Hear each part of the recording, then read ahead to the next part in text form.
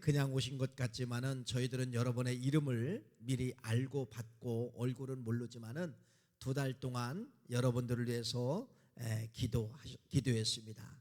여러분들의 발걸음 이렇게 우리 9월교회에 처음 나오신 분들도 계시는데 여러분의 이 발걸음이 계속되어서 하나님의 은총의 길을 걸어가시기를 간절히 축원합니다. 우리 이렇게 새 가족을 온다고 하면은요, 참 이게 설교하는 설교자로서 부담이 됩니다. 어떤 대상을 놓고 어떻게 설교를 할 것인가. 이제 쉽게 말하면 쉽게 해야 되죠. 쉽게 해야 되죠. 그래서 쉬운 것이 무엇이 있는가 곰곰이 생각해 보니까 늘 우리가 일상 속에서 살아가는데 가장 필요한 것이 바로 뭐냐면 옷이에요. 옷. 그렇죠. 옷에 대한 이야기를 하면은 쉽게 좀 접근할 수 있겠구나. 그래서 오늘은 옷에 대한 이야기를 여러분들에게 말씀을 드리려고 합니다. 이런 거예요. 여러분들이요, 예수님을 믿었다라고 하는 것은 어떤 또 의미가 있느냐? 다른 의미가 있어요. 예수를 믿었다, 구원받았다라고 하는 말씀도 맞지만은 성경에 보면 이런 겁니다. 이런 단어가 또 있어요. 그리스도의 옷을 입었다, 예수의 옷을 입었다, 이런 표현으로 성경에 기록되어져 있더라고요. 그러면은 또 이런 거죠. 여러분들이 오늘 나오신 분들 중에서 처음 나오신 분도 있지만은 거의 대부분 보면은요, 어렸을 때든 중간에 언젠가든 다 한 번씩 교회를 나오셨던 분들이에요. 어떤 이유와 사건이 있어서 쉬고 계셨고 안 나오셨던 분들이죠. 자, 이런 상태를 말한다고 하면은 그리스도의 옷을 뭐 했다는 거예요? 벗어버렸다, 그런 뜻이에요. 자, 이제 오늘 나왔잖아요. 다시 여러분 뭐 했다는 거예요? 그리스도의 옷을 입었다, 그런 뜻이죠. 그러면은 그리스도의 옷을 입었다라고 하는 이 의미의 결론을 제가 이제 간증으로 여러분들에게 말씀을 드리려고 합니다. 그래서 오늘 구약에서 말하고 있는 옷이 있어요. 구약에서는 가죽 옷이라고 이야기하고 있고 신약에서는 예수 그리스도의 옷이다, 이렇게 말씀을 하고 있어요. 그래서 구약 이야기 조금 하고 신약 이야기를 조금 하려고 합니다.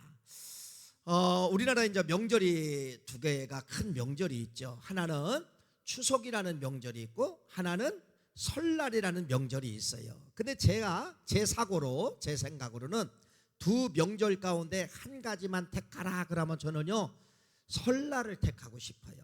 설날. 왜 설날이냐?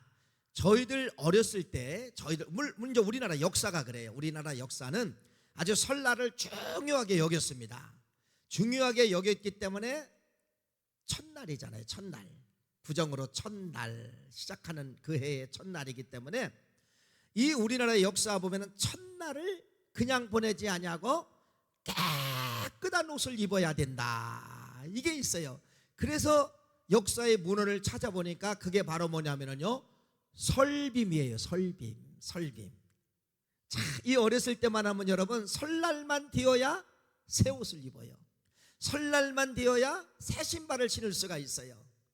다른 때는 여러분 사줘도 그 의미가 없는데 설날만 되면 새 옷을 입는다, 설날만 되면 새 신발을 신는다. 물론 이제 앞에 역사에 보면은 설빔을 이제는 이제 한복이죠. 한복을 잘 만들어서 설날에 입었다라는 이제 그러한 기록, 또 치마 저고리를 잘 만들어서 이제 입었다는 그러한 기록들이 있습니다.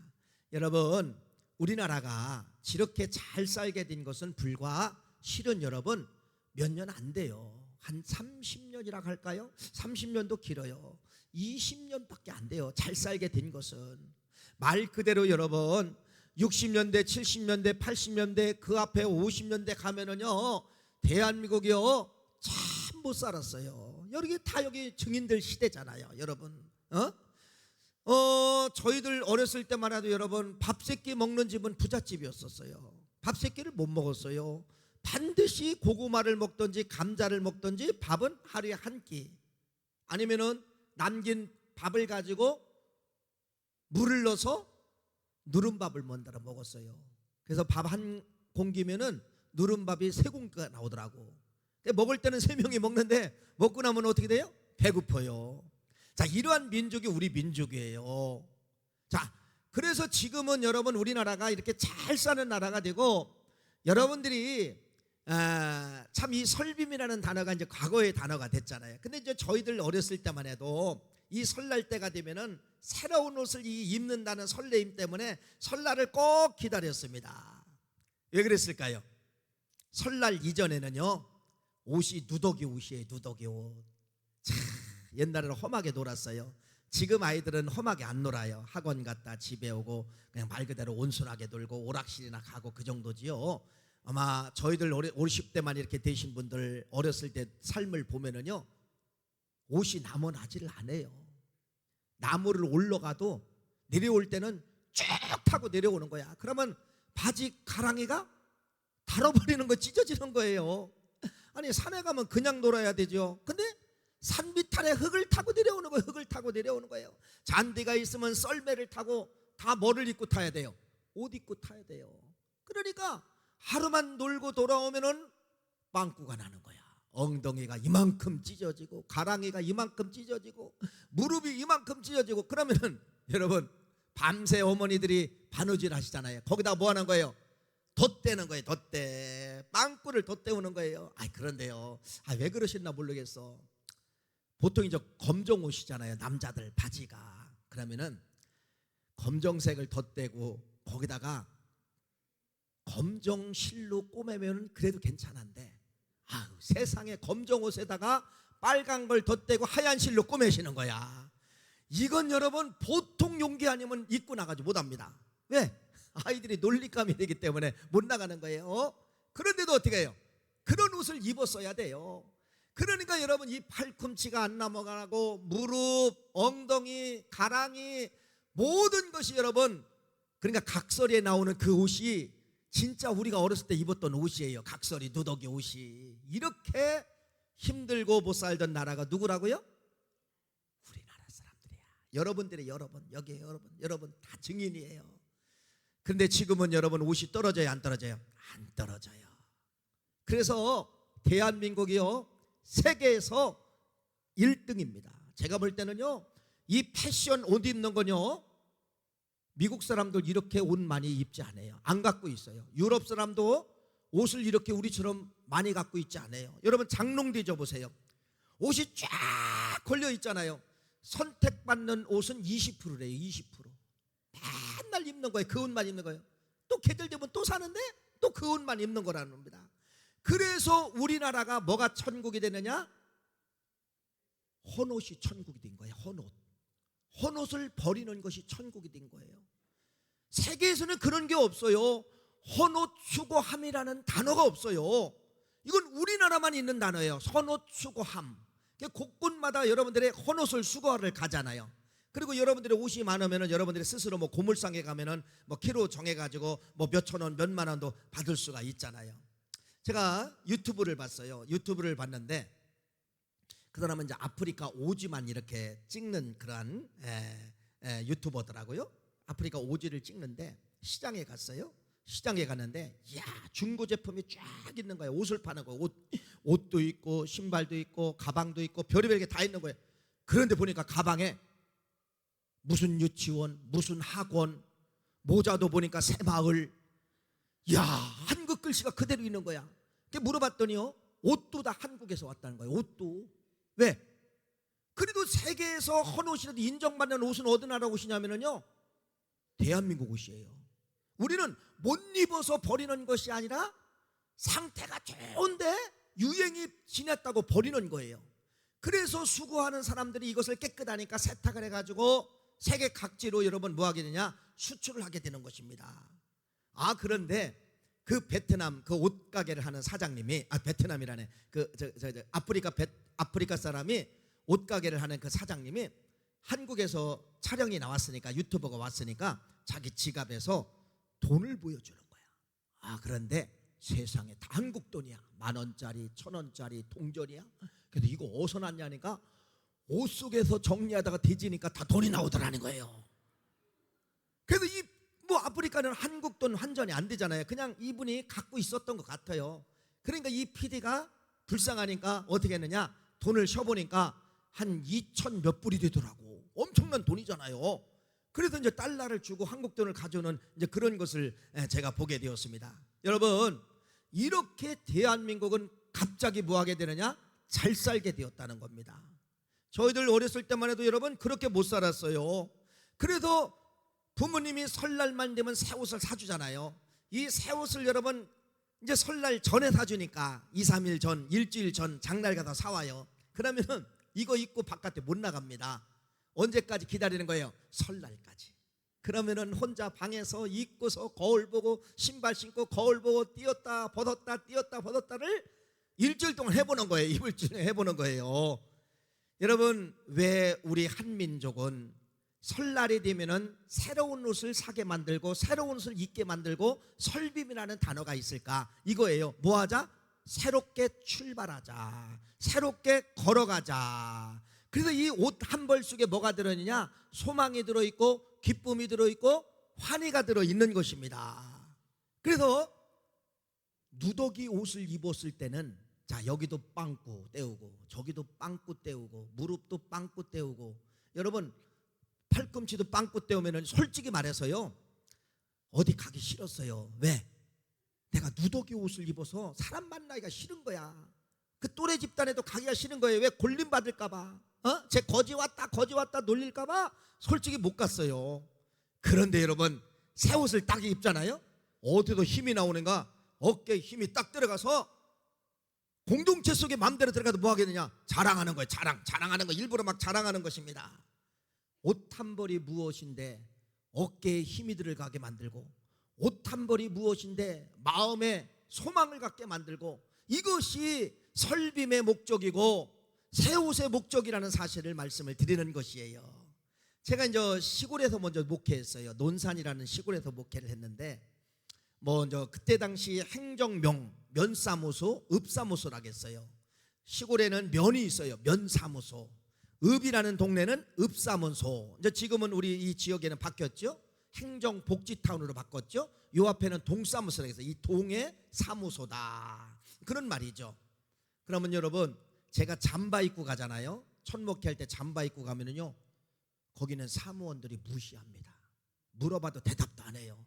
좀 딱딱하잖아요. 우리 공직 사이가 부드러운 게 아니라 좀 딱딱한 면이 있잖아요. 절대로 여러분 부드럽게 안 해요. 그냥 이렇게 해요. 이렇게 있잖아요, 할아버지. 이렇게 해요, 아저씨. 이렇게 해요. 그런데요 양복을 딱 입고 가면은요 달라져요. 사무원이. 아이고 오셨습니까? 뭐 때문에 오셨습니까? 여러분 뭐 때문에 그러는 거예요? 옷 한 벌이 그렇게 나의 신분을 바꿔버린다는 것입니다. 그래서 여러분 이렇게 지금 교회 오실 때 아름다운 옷을 입고 왔잖아요. 이게 여러분들의 일상의 패션이 되기를 간절히 바랍니다.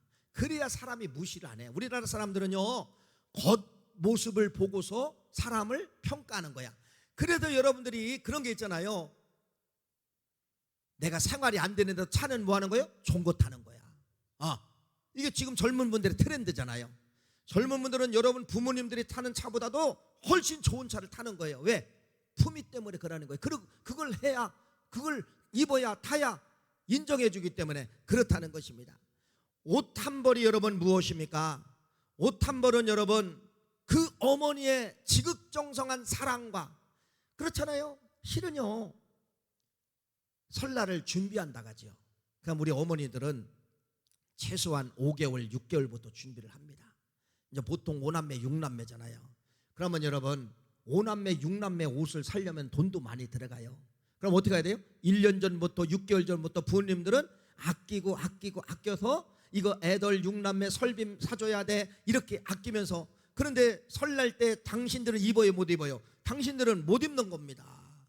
그러니까 옷 한 벌 속에 뭐가 들어있느냐? 부모의 희생이 들어있는 거예요. 옷 한 벌 속에 부모님의 뭐가 들어있는 거예요? 사랑이 들어있다는 것입니다. 이게 옷이라는 역할이에요. 옷이라는 역할이에요. 사랑하는 귀한 성도님, 서두에서 말씀을 드렸습니다. 옷이라고 하는 것이 왜 중요하느냐? 성경은 옷에 대한 이야기가 나와요. 성경은 옷에 대한 이야기가 나오는데 이 성경은 옷이 중요하다고 말씀을 하고 있어요. 자, 창세기 2장과 3장으로 나눠지게 됩니다. 새로 나오신 분들도 창세기라는 단어를 알아요. 창세기 2장에는 여러분 옷이 필요 없었어요. 거기는 옷이 필요 없었어요. 왜? 공격할 만한 대상이 없다는 거예요. 가시도 공격하지 않았어요. 엉겅퀴도 공격하지 않았어요. 창세기 2장에는 독이 없어요. 독이 없어요.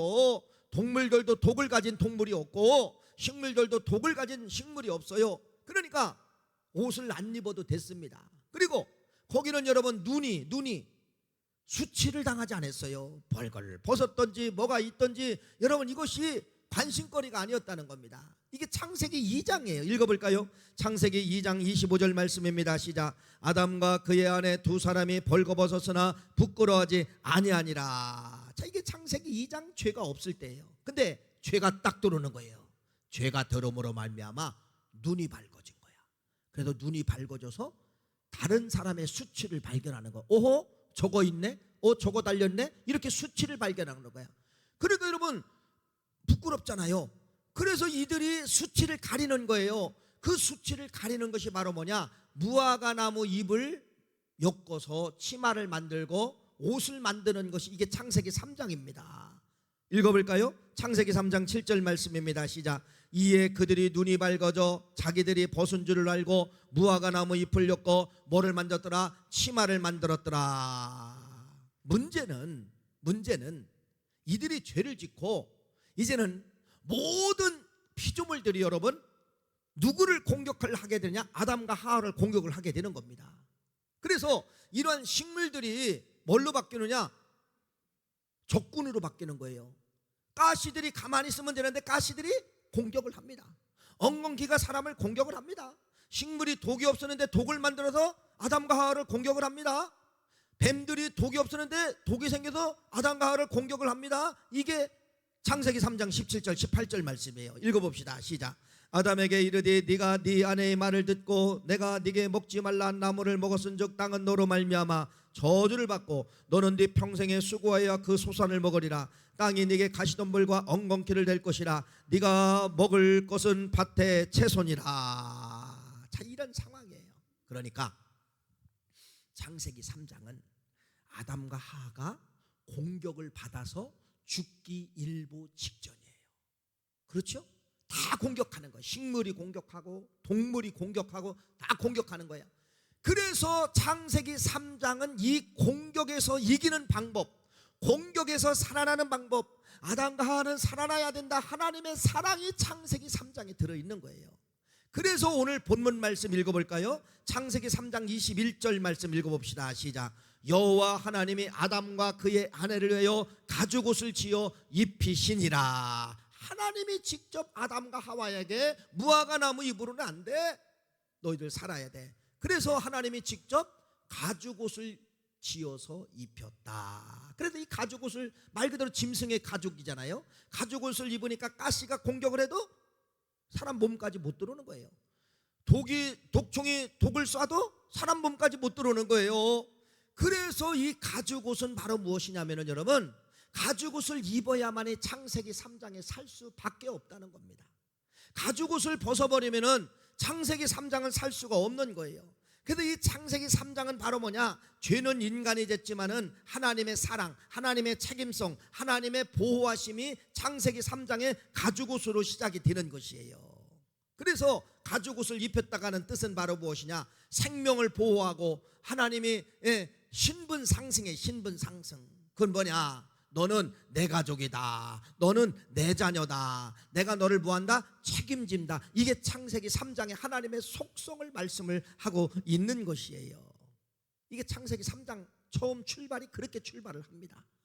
그래도 구약은 그래서 나중에 가죽옷이 뭘로 변하느냐? 피로 변하는 거예요. 피. 양의 피로 변하는 거예요. 가죽옷을 벗기고 양의 피. 그래서 양의 피를 바른 가정만 뭐 하겠냐? 6월절 구원받는 것처럼 피 뿌려야만이 구원을 받게 되어 있다는 겁니다. 자, 이렇게 구약은 가죽옷으로 시작하는 거예요. 가죽옷을 입어야 살 수 있고, 가죽옷을 입어야 하나님이 보호해 주시고, 가죽옷을 입어야만이 하나님이 뭐 하느냐? 가족이라는 거예요. 가족이라. 내 가족이다. 내 가족이다. 이제 그런 뜻이에요. 그런 뜻이에요. 자, 신약에는 뭐냐? 서두에서 말씀을 드렸죠. 오늘 새가족분 여러분 잘 오셨어요. 잘 오셨는데, 새가족 여러분, 내가 과거에 성도였던 집사였던 이거 다 무시하고 제가 한마디만 할 테니까 아멘만 하세요. 나는 이 시간 예수 그리스도를 나의 구세주로 믿습니다. 아멘 하세요. 새 가족분들 다시 한번, 나는 이 시간 예수 그리스도를 구세주로 믿습니다. 할렐루야. 자, 이게 무엇이냐? 입으로 시인해서 아멘 할 때 무엇이 입혀지냐면 여러분, 예수 그리스도의 옷이 입혀지는 거예요. 자, 구원받았다는 말도 같고 천국 갈 수 있다는 말도 같고 예수 그리스도의 옷을 입었다는 말도 같은 거예요. 자, 왜 그러냐? 천국 이야기 하려고 하는 거예요. 천국은 이렇습니다. 읽어볼까요? 마태복음 22장 12절 13절 말씀 읽어봅시다. 시작. 이르되 친구여 어찌하여 예복을 입지 않고 여기 들어왔느냐 하니 그가 아무 말도 못하거늘 임금이 사환들에게 말하되 그 손발을 묶어 바깥 어두운 데 내던져라. 거기서 슬피 울며 이를 갈게 되리라 하니라. 할렐루야. 마태복음 22장은 천국에 대한 비유 말씀인데 뭐라고 이야기하느냐? 임금에 대한 이야기로 나오는 거죠. 자, 임금이 쫙 봤더니 다 예복을 입었는데 한 사람만 예복을 안 입은 거야. 그래서 뭐라고 이야기하느냐? 너 왜 예복을 입지 않고 여기 올 수 없는 곳인데 왔느냐? 그들이 대답을 못하는 거야. 그래서 임금이 뭐라고 하느냐? 내쫓아라. 그래서 이 사람을 어디 내쫓은 거예요? 바깥 어두운 곳에 내쫓았다. 이게 마태복음 22장 말씀이에요. 그러니까 천국은 반드시 옷 입은 사람이 들어간다는 거예요. 어떤 옷? 예수 그리스도의 옷을 입은, 예복을 입은 사람이 들어가는 것이 어디라는 거예요? 천국이라는 겁니다. 자, 그러면은 옷만 입었다고 들어가느냐? 아니에요. 깨끗한 옷을 입어야 됩니다. 옷을 입은 즉시 여러분들에게는 여기 목사님이 입은 가운처럼 하얀 예복을 입은 거예요. 이걸 더럽히면 돼야 안 돼요? 안 되죠. 그래서 성경은 이사야서 64장 6절 말씀 읽어봅시다. 시작. 무릇 우리는 다 부정한 자 같아서 우리의 의는 다 더러운 옷 같으며 우리는 다 잎사귀같이 시들므로 우리의 죄악이 바람같이 우리를 몰아가느니라. 이게 무슨 말이냐면요, 더러운 옷은 안 된다는 겁니다. 그러니까 여러분들에게 지금 아까 아멘 하셨잖아요. 예수 그리스도의 의의 옷을 입은 거예요. 영적으로 안 보이지만은. 그런데 이 옷을 뭐 하라는 거예요? 깨끗하게 여기 수건처럼 여기 예복처럼 정결하게 세모포처럼 옷을 유지를 해라. 관리를 해라. 옷을 못 입어서도 못 들어가지만은 더러운 옷을 입은 사람도 뭐 한다는 거예요? 못 들어간다는 겁니다. 그래서 신앙은 뭐냐? 그래서 여러분들이 이제 먼저 믿은 사람 있고 오늘 믿는 사람들 있잖아요. 신앙은 뭐냐? 옷을 깨끗하게 하는 거예요. 날마다. 그게 바로 뭐냐? 기도와 회개입니다. 기도하고 회개할 때 날마다 어떻게 보면 여러분 영적으로 빨래하는 거예요. 빨래. 내 세마포 옷을 더럽혀진 것을 내가 빨래하는 것이 바로 뭐냐면은 여러분 기도라는 사실이에요. 기도라는 사실. 그래서 성경은 이렇게 말합니다. 누구의 옷을 입어라? 그리스도의 옷을 입어라. 갈라디아서 3장 27절 말씀 읽어보세요. 시작. 누구든지 그리스도와 합하기 위하여 세례를 받은 자는 그리스도로 옷을 입느니라. 할렐루야. 그리스도의 옷을 입는데요. 그러니까 여러분의 믿음으로 구원하고 아멘한 이분들이 오늘 새로운 그리스도의 옷을 입은 거예요. 그럼 이 그리스도의 옷을 입으면 여러분 신분이 상승이 되는 거예요. 그게 베드로전서 2장 9절이에요. 읽어볼까요? 시작. 그러나 너희는 택한 족속이요 왕같은 제사장이요 거룩한 나라요 그의 소유가 된 백성이니 이는 너희를 어두운 데 불러내어 그의 기이한 빛에 들어가게 하시니 이에 아름다운 덕을 선포하게 하려 하심이니라. 야, 세상에요, 그리스도의 옷을 입은 걸로 끝난 것이 아니라 내가 너를 뭘로 보겠다? 그 옷을 입으면은 왕처럼 보겠다. 제사장처럼 보겠다. 여러분, 우리나라 역사 가운데 왕들이 옷는 옷이 있어요. 왕들이 옷는 옷은요 매일 빨아야 됩니다. 매일. 그러니까 옷만 전담으로서 빠는 시녀들이 다 있어요. 매일 빨고 매일 다리고 매일 관리하고 매일 동정 달아야 되고, 이게 왕의 옷. 그러니까 왕의 옷은 뭐 하나라도 묻으면 돼야 안 돼요? 안 되는 거예요. 이렇게 그리스도의 옷을 입은 사람들의 옷을 어디까지 올려보낸다는 거예요? 신분을 여기까지 올려보낸다는 거예요. 여러분, 먼저 믿는 우리 믿음의 성도님들, 여러분들이 그리스도의 의의 옷을 입었는데 지금 여기 세마포 옷처럼 세마포 색깔처럼 깨끗하게 유지한 자만 어디 들어갈 수가 있다? 천국. 그러니까 보세요. 제가 이 옷을 입었어요. 제가 이 옷을 입고 술집 갈 수 있어요? 못 가요. 술집 가면 이 옷에다가 욕을 합니다. 사람들이. 저 사람 이상하네. 여기 술집 왔는데 저 옷은 교회에서 목사님들이 입는 옷인데. 여러분, 거기다가 막 저주를 품는 거예요. 목사가 술집 왔대. 목사가 저 가운 입고 술집 다닌데. 이렇게 막 저주를 품는 거예요. 그럼 이 옷이 깨끗한 옷인 것 같아도 여기에 뭐가 들어가는 거예요? 더러운 저주들이 묻는 겁니다. 이런 옷을 입고서 올 수가 없는 것이 천국이다, 이렇게 말씀을 하고 있는 것이에요. 마지막 결론입니다. 마지막 결론은 제가 이제 간증하는 거예요. 제가 증인이에요. 그 증인이 바로 뭐냐? 갈라디아서 아까 3장에 그리스도의 의의 옷을 입은 사람이 끝까지 거룩한 옷 세마포처럼 빨고 다리고 아껴서 복받는 이야기가 있어요. 그게 누구냐? 우리 어머니입니다. 우리 어머님이에요. 저는 제가 증인입니다. 우리 교우들에게는 우리 가족에 대한 간증을 많이 들었을까요? 이렇게 새 가족분들이 왔으니까 또 이분들은 처음이잖아요. 우리 가족 이야기를 할게요. 우리 어머니는 예수를 믿은 이것이 효성으로 믿었어요. 효성으로 처음에는. 자, 우리 어머니가 충청도에 가면 세종시가 있어요. 거기가 고향이에요. 장긴면이 고향인데 거기서 어려서부터 태어나서 유교, 불교, 샤머니즘이야. 이걸 끊어지질 않았어. 유교, 불교, 샤머니즘. 그런데 공주 우성이라는 곳에 오신의 가문으로 시집이 오신 거예요. 저희 집으로 시집 오신 거예요. 그런데 여기도 똑같이 유교, 불교, 샤머니즘. 그런데 우리 어머니 친정집보다도 시댁이 더 강한 거야. 그러니까 더 열심히 믿었다는 거죠. 그러니까 저희들 어렸을 때는 제가요, 여러분, 귀신 앞에 매일 떡 갖다 준 사람이 저예요. 네. 옛날에는 다 떡을 하잖아요. 명절 되고 뭐 제삿날 되고 하면 떡 하잖아요. 셋째야, 제가 셋째예요. 셋째야 불러요. 그러면 떡을 갖다 주고, 야, 화장실 앞에 갖다 주고 와라. 화장 갔다 오면 또, 야, 또 여기 대문 앞에 갔다 와라. 또 외양간 앞에 갔다 와라. 헛간 앞에 갔다 와라. 그러고서 나중에 또 다 갖고 그래요. 근데 가보니까 먹은 게 하나도 없어, 귀신이.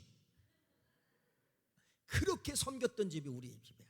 그런데 우리 어머니께서 우리 이제 시집이 오니까 할아버지, 이제 시아버지죠. 시아버지가 시름시름 아프는 거야.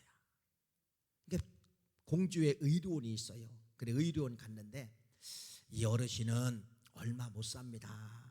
장례를 준비하세요. 온몸에 독소가 퍼진 거야. 근데 그 독소가 바로 뭐냐면은 6.25 전쟁 때 다리를 끊으려고 폭탄을 투하했잖아요. 그 파편이 우리 할아버지 논에서 일하시는 할아버지에게 이 파편이 맞은 거야. 그 파편이 독소가 되어서 온몸을 파고 다닌 거예요. 그래도 우리 어머니 시집에 오셨을 때는 거의 송장이나 마찬가지야. 돌아가실 날만 기다리는 거예요. 그런데 그때 시골교회 전도사님이 부임하신 거야. 새로운 부임하셔서 우리 어머니를 전도한 거예요. 뭐라고 전도했느냐? 아주머니, 예수 믿으면 시아버지 병 고쳐집니다. 깜짝 놀란 거야. 아니, 예수 믿으면 내가 복 받아야 되지. 예수 믿은 며느리가 예수를 잘 믿으면 시아버지가 고쳐집니다. 그런 방법이 어딨냐고 그랬더니 있습니다. 어떻게 해야 됩니까? 그랬더니 무조건 내일 새벽부터 교회 나오라는 거야. 내일 새벽부터. 예수가 옛자도 모르는데 새벽부터 이제 교회를 다니신 거예요. 그런데 하나님이 진짜 그 소리를 들으시고 우리 할아버님이 15년을 생명을 히스기야처럼 연장받고 15년을 더 사신 거예요. 15년을 더 사신 거야. 그런데 이제 우리 어머니는 기적을 봤잖아요. 시집 와서 시아버지가 죽을 날만 기다린 거 다 알고 있잖아요. 동네 사람도 알고 가족들도 알고 다 알고 있잖아요. 움직이도 못하고 송장처럼 누워서 기침 컬럭컬럭하고 말 그대로 숨만 쉬고 있는 거예요. 그런데 이 시아버지가 걸어다니기 시작하는 거예요. 찔뚝찔뚝 걸어다니는 거예요. 파편 맞았으니까 정상으로 못 갔고 찔뚝찔뚝 걸어다니면서 그렇게 사신 거야. 그러니까 이 우리 어머니가 뭐가 된 거예요? 하나님은 살아있다. 이걸 경험한 거야. 그래서 그때 이제 아까 갈라디아서 말씀처럼 우리 어머니가 이런 의의 옷을 입었어요. 예수 그리스도의 의의 옷을 입었어요. 그때부터 우리 어머니는 이 옷을 세마포처럼 간직한 거예요. 깨끗하게 살자. 정직하게 살자. 그래서 우리 어머니의 삶 속에서 신앙생활 속에서 한 번도 내려간 일이 없어요. 지금도 93세입니다. 올해 34년생. 지금도 새벽 예배 한 번도 안 빠지시는 거야. 그때 시작한 새벽 예배가 한 번도 안 빠지시는 거야. 그런데 당신이 은혜 받고 당신이 은혜 받아서 끝나야 되는데 왜 당신이 은혜 받고서 서원을 해서 6남매 중에서 3명의 아들을 하나님 앞에 드리겠습니다. 당신이 그런 거야. 우리는 어렸을 때니까 몰랐어요. 그래서 세 아들, 제가 이제 세 번째 목사예요. 큰형님은 유성 온천감리교회, 둘째 형님은 여기 고잔감리교회, 세 번째는 제가 여기 구월교회 우리 어머니 서원에서 목사가 됐어. 근데 내 밑에 이제 여동생 하나가 있어. 여긴 또 선교사가 된 거야. 그러니까 사남매를 다 주의종으로 드린 거예요. 근데 주의종으로 지금 하고 있어요. 주의종으로 삶을 살고 있어요. 왜? 우리 어머니의 그 기도를 통하여서. 그래서 이제 그 밑에 여동생이 하나가 있어요. 그 밑에 여동생이 있는데 다섯 번째 여동생은 저 서울의 청담동에 가면은 성형외과 의사 부인이 됐어. 잘 됐어요? 못 됐어요? 잘 됐죠. 네. 그러면 이제 막둥이가 있어. 막둥이 남동생 하나가 있어요. 이 막둥이 남동생은 사업을 해. 유일하게 이제 6남매 중에서 하나만 이제 사업을 하는데, 근데 대박 터졌어. 대박이 뭔지 알죠?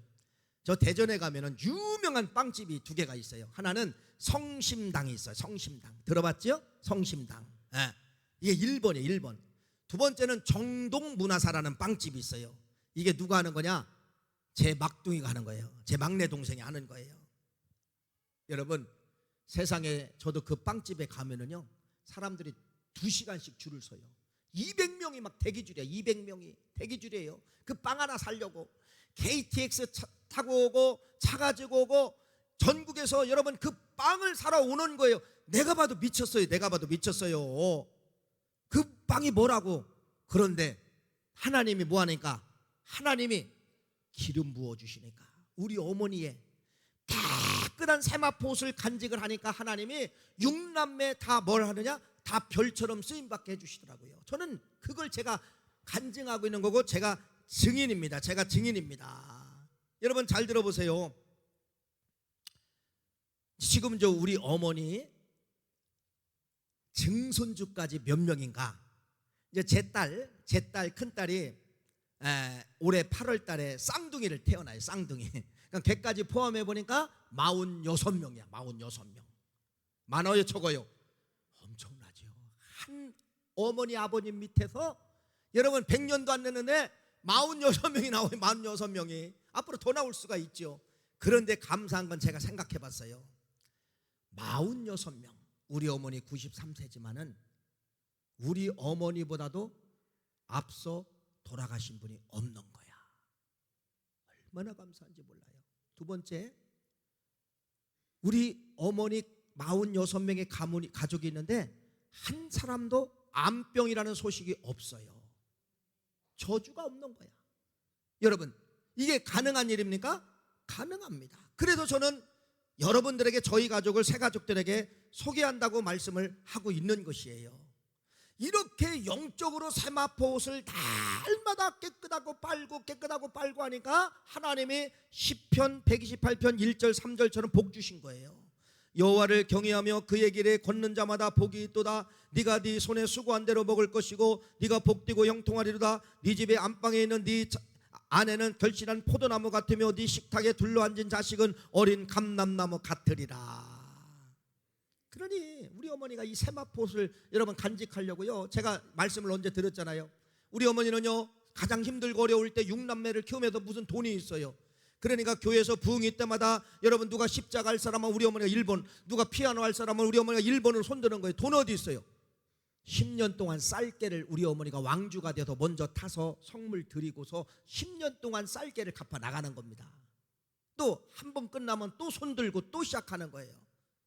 그래서 우리 어머니가 그런 성물에 대한 빛이 몇 년 만에 끝났냐? 예수 믿고 40년 만에 끝난 거예요. 불과 끝난 지가 얼마 안 돼요. 얼마 안 돼. 그런데 그런 걸 모든 걸 하나님은 다 세고 계셨다는 겁니다. 지금도 우리 어머니가 다니시는 교회에서요 헌금이 1번이야. 헌금이 제일 많이 하셔. 송구영신 예배가 되면은요, 이제 작년 말이죠, 44개의 봉투를 가지고 이름, 내 이름도 거기 들어가고 우리 손주들 이름도 들어가고 44명의 이름을 다 기록해서 하나님 앞에 신년 예물로 드리는 거예요. 여러분들도 한번 가족들의 이름을 다 찾아서 송구영신 예배 때 그렇게 드리는 믿음 갖기를 간절히 축원합니다. 이제 저에게는 제가 3남매잖아요. 큰딸 오기쁨, 그 다음에 둘째 딸 오다인, 이제 오예배 여기 찬양하고 사위하고 이제 찬양하죠. 근데 막둥이가 오성지예요. 오성지. 예, 여러분 아실 거예요. 근데 얘가 이제 한양대 실용음악과를 나왔어요. 그러니까 음악을 전공한 거죠. 그러니까 졸업을 하고 자기는 가수가 되겠다는 거야. 가수인데도 일반 가수가 아니라 래퍼라는 거예요. 래퍼. 말랄랄랄랄랄 막 이렇게 하는 거 있잖아요.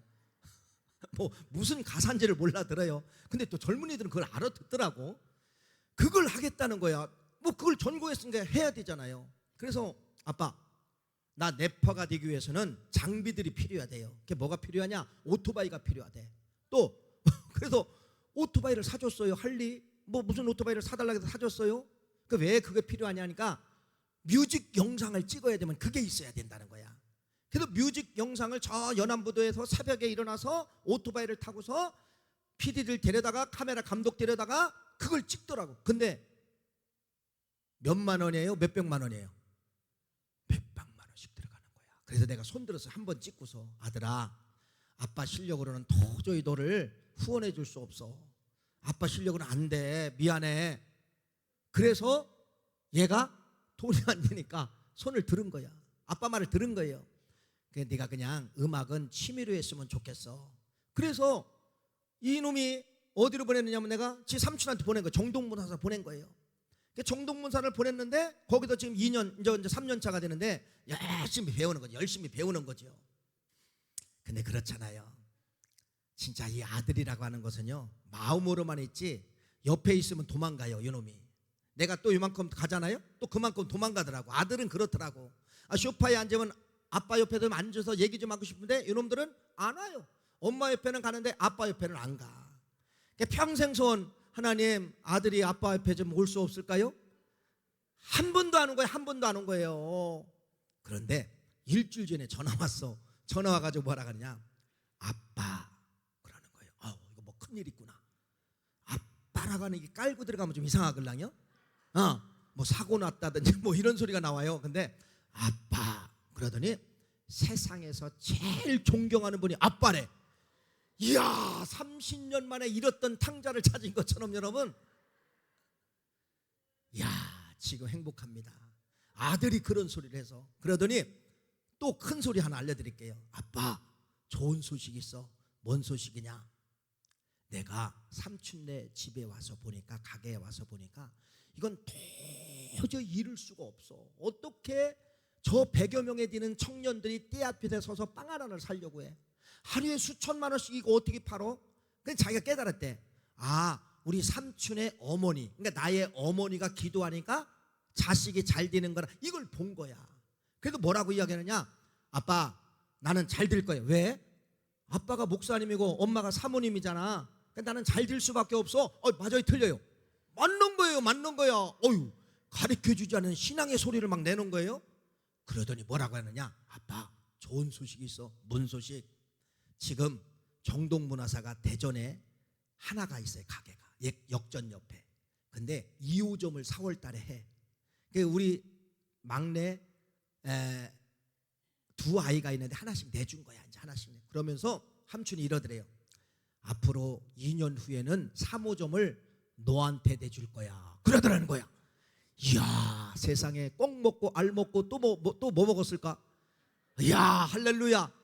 돈 없는 목사를, 여러분, 내가 그거 못 하겠는데 하나님이 앞으로 그런 꿈까지 보여준 거예요. 그 아들이, 여러분, 그래서 내가 볼 때는요, 대전에서 이제 큰 기업을 이룰 수가 있을 것 같더라고요. 이야, 이걸 깨닫는 거예요. 이게 바로 뭐냐? 결론이에요. 우리 어머니, 우리 아들로 말하면 할머니의 눈물 마르지 않는 그 기도의 헌신 때문에 그 영적인 옷을 입었다고 그 옷을 더럽히지 않냐고 깨끗한 세마포의 영성을 가지니까 후손들이 이렇게 잘 되는 것을 내 가족이라 자랑하는 것이 아니라 내가 간증자기 때문에 내가 실체 본 사람이니까 여러분들에게 소개를 하는 거예요. 오늘 우리 새가족 여러분 37분이 오셨는데 오늘 마지막에 들은 이 간증, 여러분에게 오늘 세마포옷을 입혀주셨다는 사실을 믿고 잘 간직하면은 시편 128편 말씀처럼 포도나무 같으며 네 식탁에 둘러앉은 자식들이 어린 감람나무같이 풍성하리라. 이러한 은혜의 복을 받기를 간절히 축원합니다. 하나님 고맙습니다. 우리